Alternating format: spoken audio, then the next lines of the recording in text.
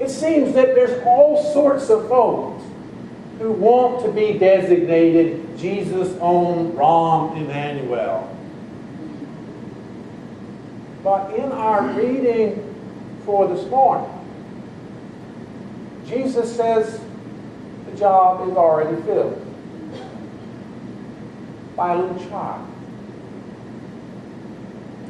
Now, the shock value of what Jesus does all those years ago doesn't work nearly as well today. Our culture is enamored with children.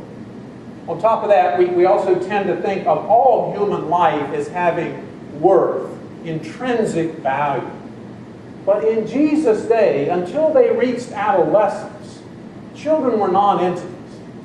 They were invisible. The worth of a child in Jesus' day was pretty much relegated to their potential to become an adult.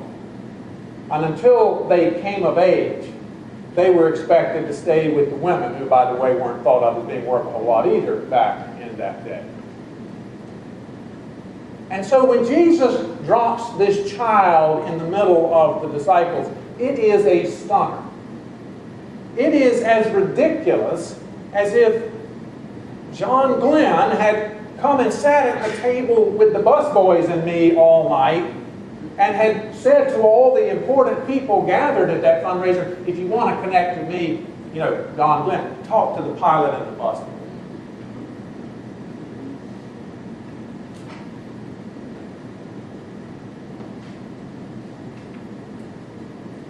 In this shocking thing that Jesus does with the children, he's not romanticizing them the way we sometimes read the passage.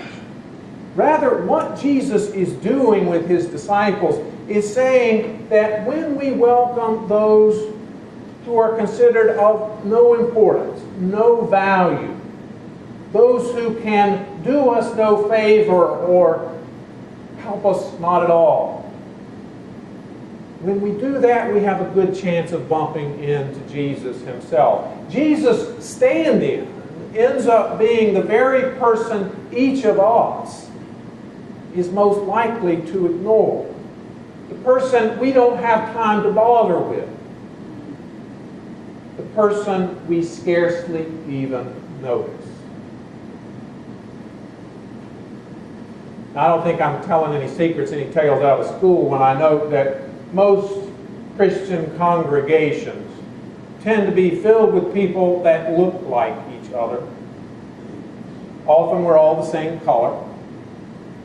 Some churches tend to be conservative, some liberal, some somewhere in between. Some are working class, some are filled with captains of industry and finance. Some tend to be older, some tend to be younger. And none of that's particularly surprising. But I suspect that it is so, at least in part, because we've not realized just what it is Jesus seeks to teach his followers in this lesson today.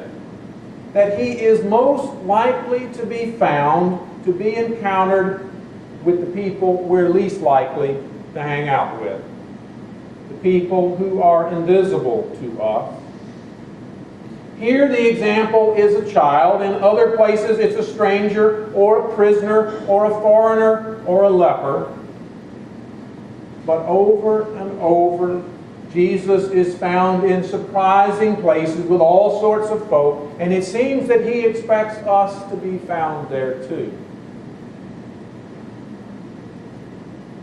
I wonder who I will ignore or pass by or dismiss today that could have been an encounter with Jesus.